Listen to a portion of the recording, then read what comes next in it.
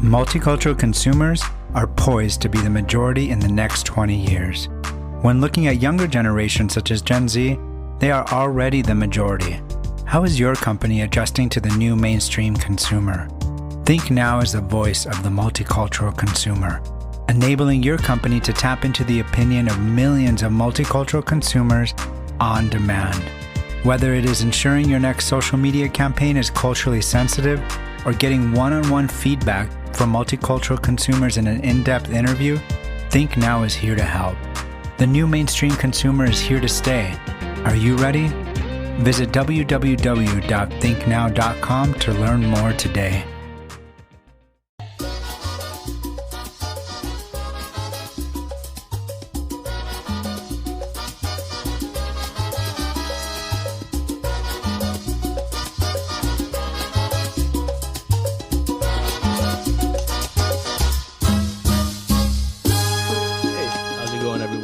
My name is Jorge Rosales. Welcome to the Sazon Podcast, episode 2. Help me in welcoming my guest today, Mario Carrasco, CEO of ThinkNow. Welcome, Mario. Hey, thanks for having me on. Hi, everyone. I'm also joined today by my co-host, Edgar Santaigo, CEO of LegendsDigitalNY. Welcome, Edgar. Hey, how are you guys? Good. I would love, first and foremost, for Mario, if you could give a brief introduction of yourself and what it means to be a Hispanic leader in America today. Yeah, thanks for the opportunity again. My name is Mario Carrasco. I'm a co-founder of ThinkNow. And ThinkNow, we are a market research firm focused on amplifying the voice of the multicultural consumers. So we work with private businesses, typically, in the Fortune 1000, government agencies, to help them understand multicultural consumers. And when I say multicultural, I mean Hispanic, African American, and Asian consumers. So we work with companies ranging from, Honda, Facebook, AARP, government agencies, CDC, FDA, Army, always focused on helping them understand how Hispanics interact with products and services, African American, Asians. We also do kind of concept designs. We believe culture influences everything, from how you receive marketing messages to how you interact with the product and services. So we help companies, agencies, understand what those cultural nuances are and through a research perspective. Being from the industry myself, I think that companies like that are very important in helping understand what people think and how to properly interact with them, especially with a lot of the research is taking that one piece of information and building a narrative on it that other people will follow. And I think that that's where a lot of the politics come in nowadays in America, where we see political advertising is at its highest due to the 2020 elections. And everyone is trying to get their piece in to kind of sway the people in their direction. But also want to introduce Edgar Santaigo, or you could, give a little bit more insight on what it means to own a business now in 2020 and how the political climate will play a factor in that. Yes. So, excuse me. Thank you for the introduction. Our company is a small business with digital marketing, and we help local businesses run their social media. We create commercials for them that run on local TV.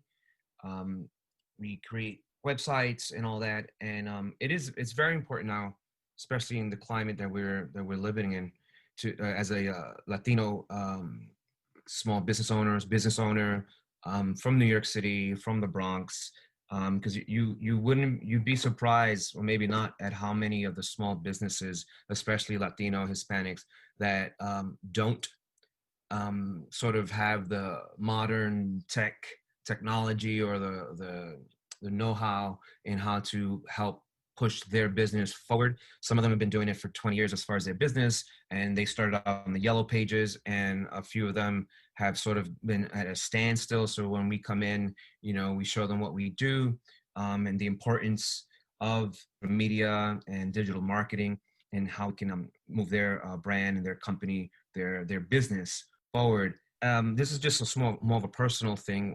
I'm Puerto Rican myself, and I was in I was in PR about a year ago, more on vacation. But I decided to sort of every business that I went to sort of ask them, how their social media is running, if they have any social media and whatnot. And I think 10 out of 10 did not. They just sort of relied on either word of mouth or foot traffic. I don't even think they had any external advertising, which sort of, it really surprised me that literally 10 out of 10 of them didn't have any type of advertising or social media presence. So it really clicked in me in the importance of our community and how we can sort of help them move forward and into the 21st century.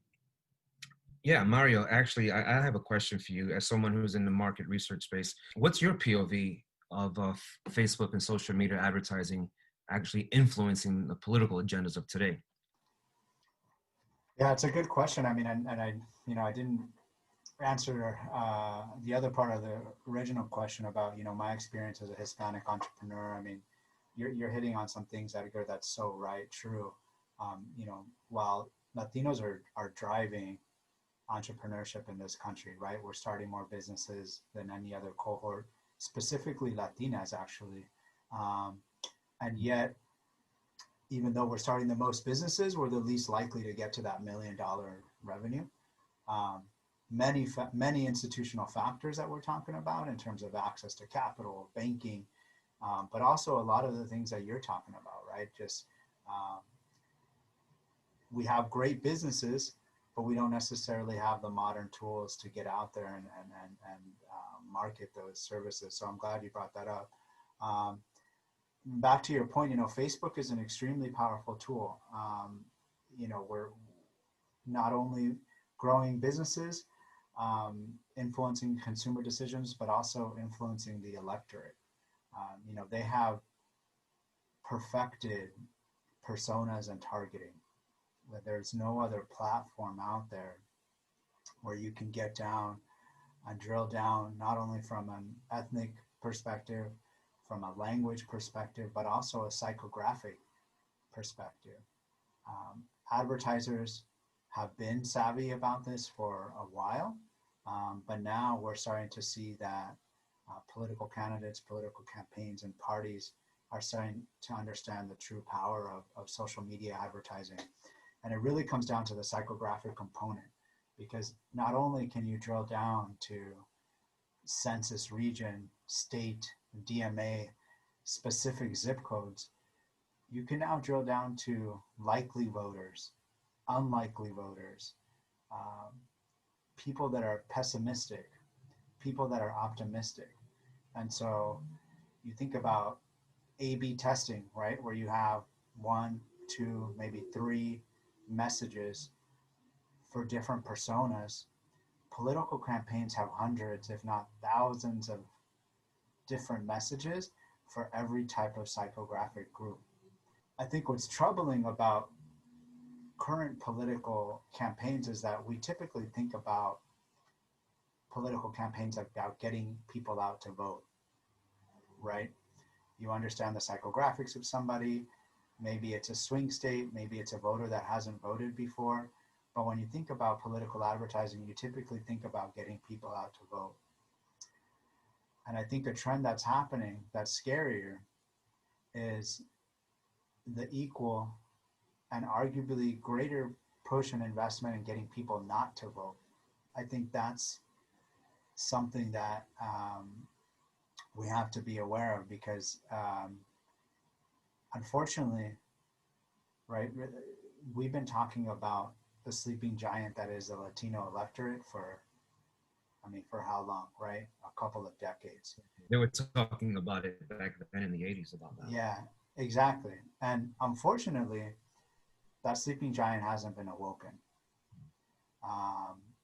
People are thinking that it may be this cycle coming up, and there's a lot of efforts from an advertising perspective to wake up that electorate, but there's an equal push to keep that electorate asleep. And I think that's kind of the scary thing about social media advertising, is that, and it's not transparent, right? It's not transparent. It's a lot of misinformation, and it's things that are subtle, like the census, right? I think the census, adding that citizenship question, alludes to what I'm talking about, right? The citizenship question didn't make it onto the census, but it was a pretty brilliant campaign to not to get to raise suspicion about the U.S. Census, to raise suspicion about giving out information, coupled with the immigration policies that we're seeing, right?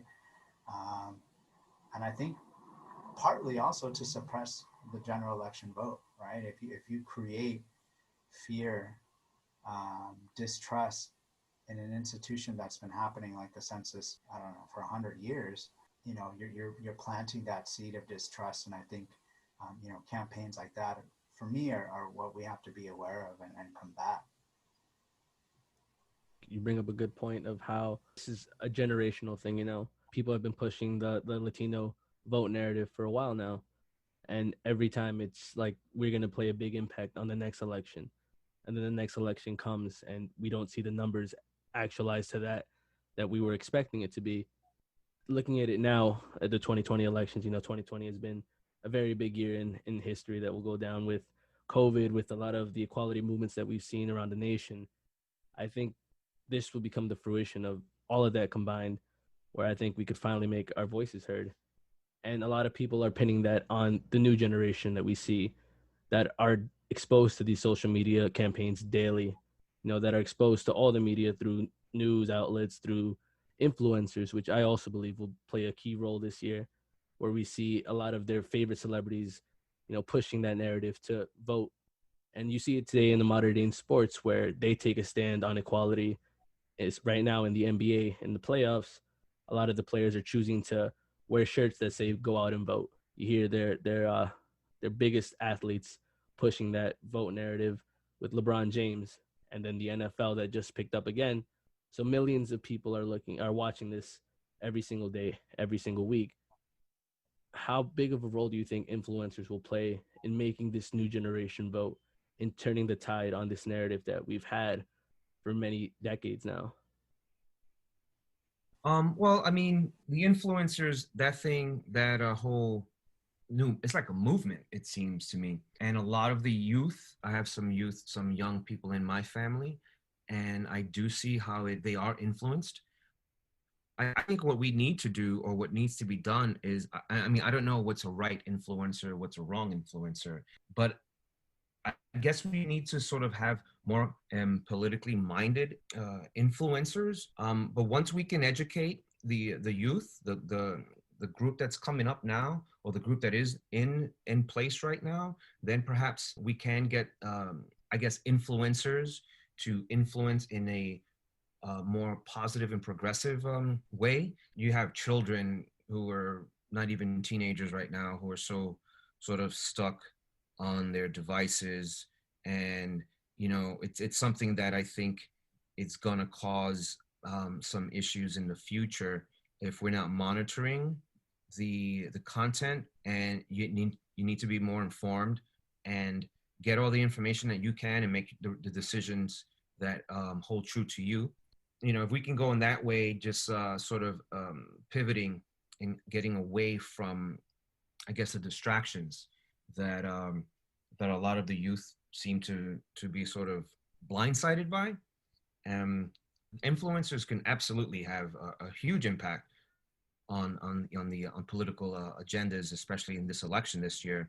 And we can just only hope that there's honesty in their message, and just be more informative.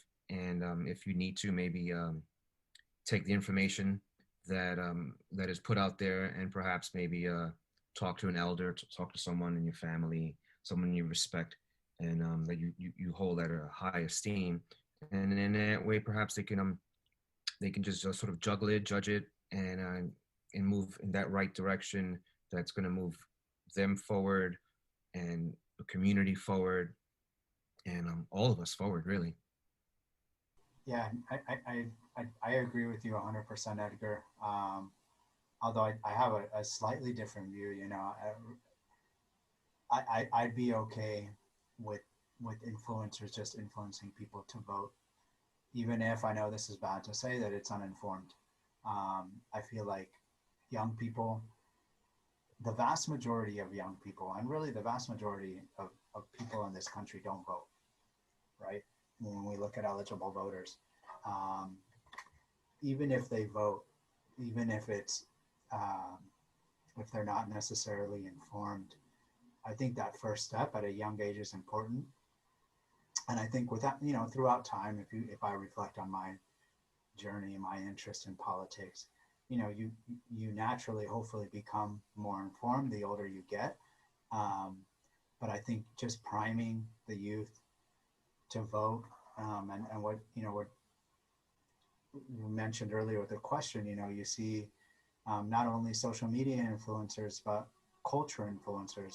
There's some really interesting trends happening when we look at mail-in voting. I don't know if you saw the most recent numbers.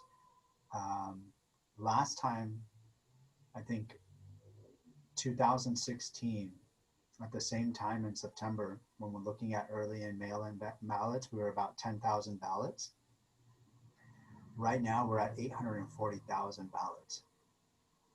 Wow.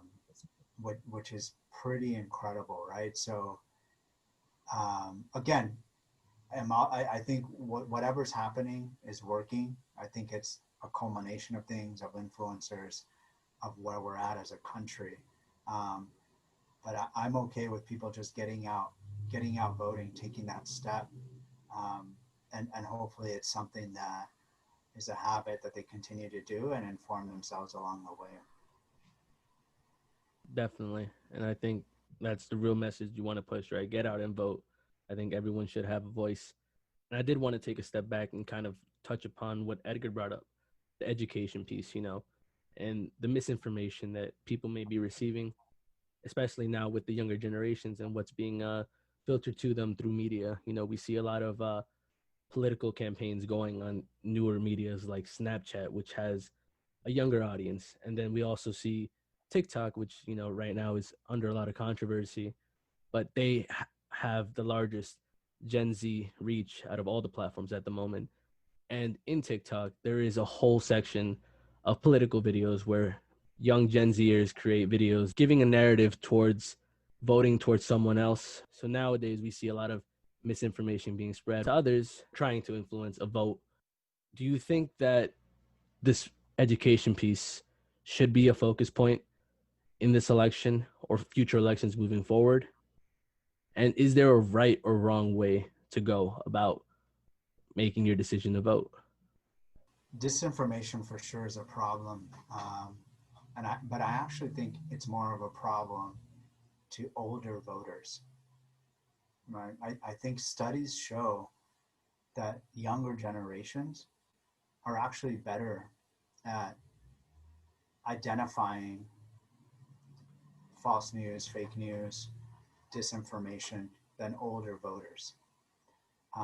And you know, to Edgar's early point, there's definitely some negative effects of screen time and social media that we have yet to bear out, right? Because I think, you know, Gen Z, and I think they're calling it Gen AA, the generation below Gen Z. You know, they're literally born with a phone in their hands, right? So we don't know what the long-term impact is going to be. But one thing that is positive of a generation that's growing up on the screen is that it's very intuitive for them to know what is real and what's not from the studies that I've seen.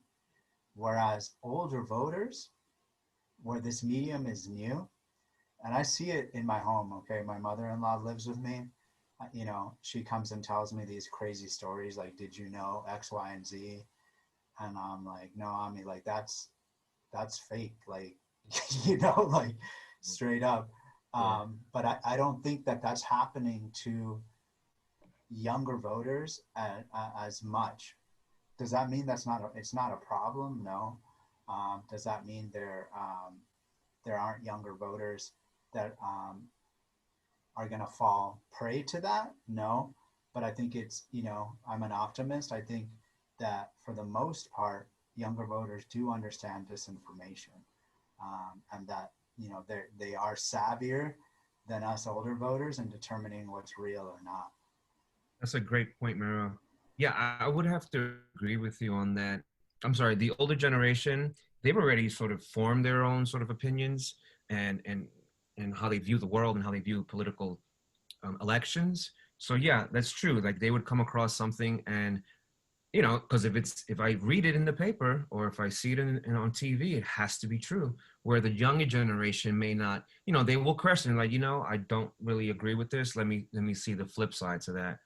So yeah, that is a great point. Actually, I never thought of it that way, but the same. My in-laws live with me as well, so I sort of understand and see that that the difference in perception on the information that is being flashed across the screen to them. There's optimism there. I have hope now. Yeah. Yeah, a different way of thinking, but you're absolutely right. Yeah, I definitely agree with you on that. I mean, the scary stuff, like the stuff that's scary is like this, like deep fakes. How far is misinformation gonna go? Like, that's the scary part. But again, I'm optimistic that this generation is gonna create technology where we'll be able to identify and flag, hey, heads up, this video is a deep fake, right? Like, I'm hoping that there will be technology that helps flag it. And we're slowly seeing that rolled out in social medias. I know Instagram has that kind of advisory on some posts that have been identified as deep fakes, but it is really scary to think how far people could push a narrative and kind of influence the minds of others. Yeah, I mean, we've sort of already, I feel like now we're going to be going in circles, but, again, what role does media have in this 2020 election, and, as far as media driving the vote this year, be it Fox, pro-Republican, or Univision, anti-Trump. But just like as a guideline, where we see, spend being a big factor from campaigns, just according to Pathmatics, a digital online reporter, they're saying that Joe Biden's campaign has spent nearly $100 million to date on digital advertising, where Donald Trump has spent nearly double. And 80 million of that is in Facebook, where we see the big advertising giant. These spend levels are at all-time high from any campaign we've seen in history. And, while a lot of people are arguing that funneling this money into media may not work, as we see with Mayor Bloomberg, who put a lot of money into his campaign, but ultimately fizzled out. But now when it comes to the last two candidates, how big of a role will that play in the final decision? Yeah, so I mean, kind of more broadly, I think Trump is making the right move on doubling down on social media and kind of bringing it down to speak about Latinos specifically, right? If you want to influence the Latino vote, social media is the way to go. I think traditionally we think about Spanish language television, Univision, Telemundo, Azteca, right? And yeah, you're going to reach an audience, but you're going to reach an immigrant audience, a Spanish dominant audience. And when you look at the numbers, the vast majority of Latinos in this country are bilingual, bicultural, and the fastest growing are English dominant. We're not watching Spanish language media. And then that's not to dismiss that group. It's a large portion of the Latino electorate. But if you want to reach Latinos, I mean, immigration is actually decreasing, right? It's at an all-time low. And there's actually net migration out of this country back into Latin American countries, more specifically Mexico. So if we're talking about the Latino vote is online. And like you mentioned, it's on Facebook, it's on Snapchat, it's on TikTok. Even though that they're on these platforms, even though that they're on these English dominant platforms, doesn't mean that there isn't a way to culturally connect with Latino voters, right? I think media professionals tend to simplify us and say Spanish equals Latino. That's not true. There's a lot of other cultural cues that signal being Latino, right? I think there's There's companies like, I'm not sure if you're familiar with Me Too, that do a great job of engaging English dominant bilingual Latinos without having any Spanish content. It's all about engaging them from a cultural perspective, whether that's food, jokes, humor, etc. And I think that's a company that's doing really well. I think the Trump campaign is making the right choice, doubling down on social media, and really, he's not the first campaign to do that, right? I think it was Obama really was the first person to do, engage social media in a really good way, and we saw record numbers of young voters for that. So, I mean, media is going to play an extremely important role, and I think digital media more specifically because you can target so much better, right? And when you look at other mediums like linear television, younger people, younger voters aren't really watching traditional TV. Completely agreed. I think that, like you said, media is the way to go when, especially digital now targeting, especially with the younger generation being cord cutters, a lot of OTT and OLV being used. I think YouTube is also a big platform that is being leveraged by both campaigns because, a lot of people prefer streaming now as opposed to regular linear TV. I really wanted to dive into your report, ThinkNow's 2020 vote report. And I think looking back at 2016 and just everything we've talked about today, we do see a decrease from this election. People who are looking to vote Republican. Why do you think people have shifted over? Is it due to the influence that they've been seeing on all types of media, or is it, do you think people nowadays are more politically involved and looking to get the right vote out? Like you said, we're projecting to be a good amount of ballots this year. Why do you think there's a shift election over election as to the mindset of the people voting? Yeah, so I just want to clarify the data. So, about 1/3 of likely voters say they will vote Republican in the presidential candidate in 2020. So it's like a 9% drop from the 42% who voted Republican in 2016. This doesn't mean that they're going to be voting Democratic. Democratic candidate support is actually unchanged, right? From 2016, it was 49%. 2020 is 50% of likely voters, right? So that 9%, it's not that they're making a switch, it's just that they're unsure. And so, I thought about this question in advance. I mean, really, from a data perspective, we don't know what is happening. From what I've seen, a couple of factors in play. One, this administration and Trump has had some of the most stable approval ratings of any previous president, right? It's actually pretty much remained in terms of approval and disapproval steady throughout his entire administration. And there was actually an increase when there was an increase in approval rating when the coronavirus pandemic first hit.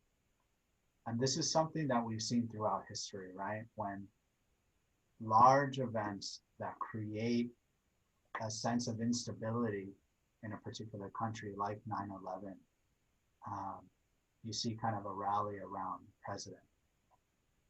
However, after seeing the response, we saw a dip in that approval rating. This study that we conducted it in March. So coronavirus had already been here for about a month, right? I think, it happened kind of late February. I think we went lockdown early March. So I think that dip that we saw is in response to how this administration has handled the coronavirus. And while there was that rally, I think our study really captured the poor job that this administration has done.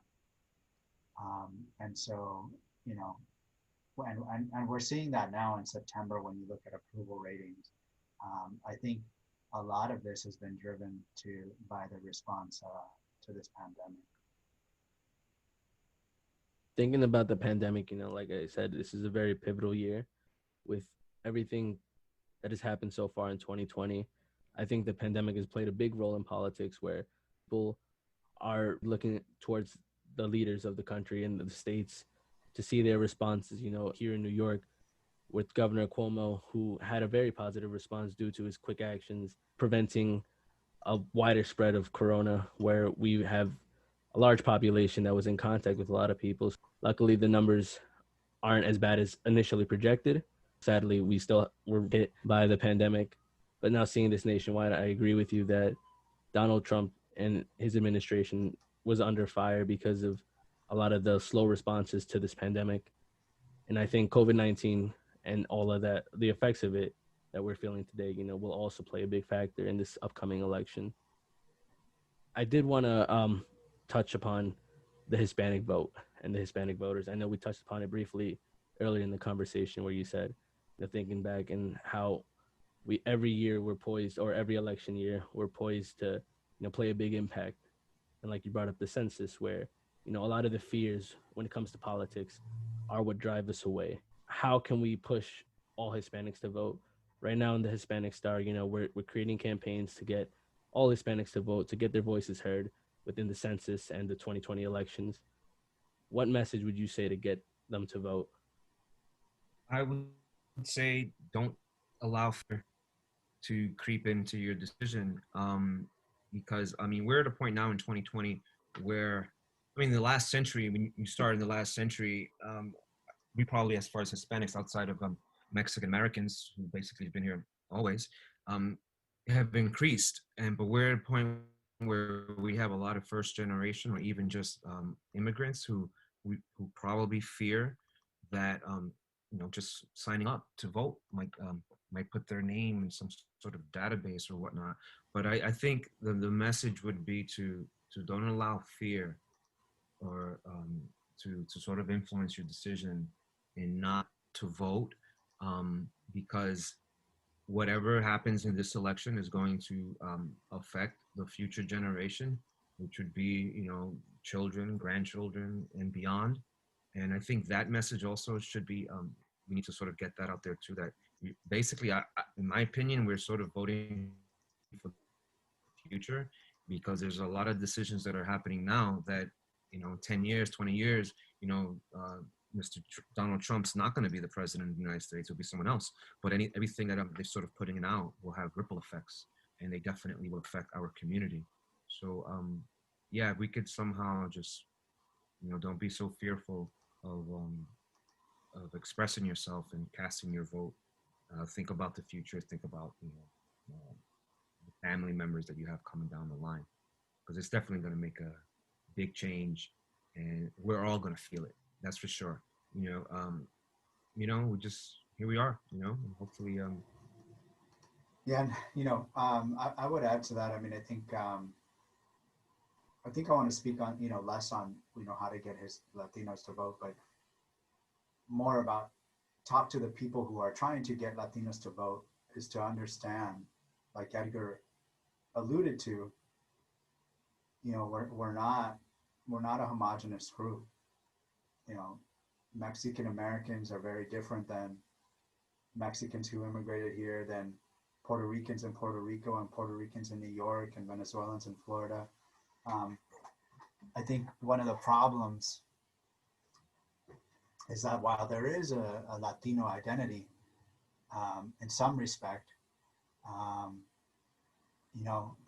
there's also, Latinos, they're not a homogenous group, and every group in every region has to be given a different message.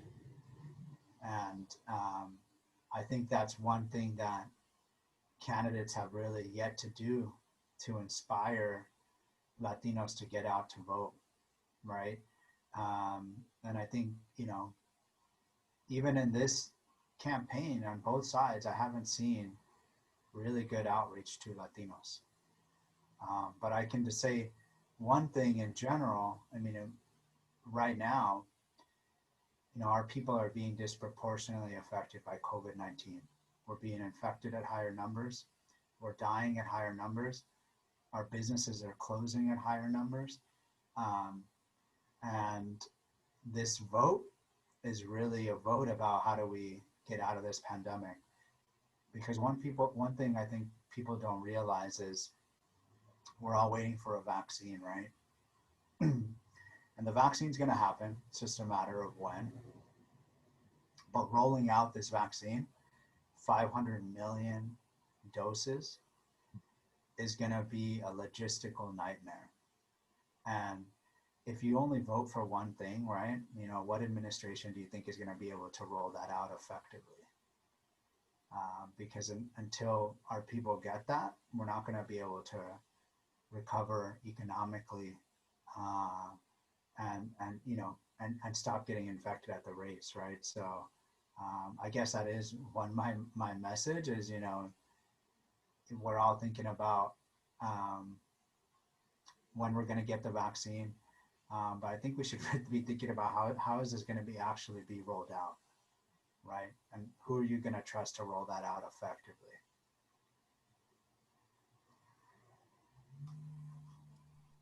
Definitely. I think that the questions we ask are very narrow vision. We want things to get done, but there's a lot more to it. And I think that like you pointed out, a lot of the candidates are not really saying how they're going to do it, but mostly what they're going to do. And then that's what we really tend to focus on. I think everyone listening should go out and vote, make your voice heard. There is no right or wrong decision because you can't tell the future, but making sure you educate yourself and making sure you make use of your rights to vote, be part of the change that comes in the future. Yeah, definitely. If I could just piggyback off of that. Yeah, be the change that you want to be and that you want to see. And again, yeah, there is no right or wrong. You get your voice out there and vote, influence your the household, and so your voice can be heard. But it's extremely important. This 2020's election is definitely going down as probably the most important election in the history of this country. So be a part of it. Get your voice heard. Yeah, and to piggyback Edgar's message, I think it's more about influence. If you're listening to a podcast, you're probably going to vote. So get out there and talk to friends, family that are not voting or not interested in voting. You are a percentage of the population that's likely to vote. You got to educate your peers, talk to people, have those conversations about the importance of voting, the importance of filling out the census. You're a leader in the Latino community, and leadership is about going out there and educating. You got to educate them on why their voice does matter and why it counts. Well said. Great. And I think with that, I'd like to thank Edgar Santaigo, Mario Carrasco for joining us today on Sazon Podcast. Thank you very much for your great insights, and look forward to speaking again soon. All right, thanks everyone. Thank you, Sazon.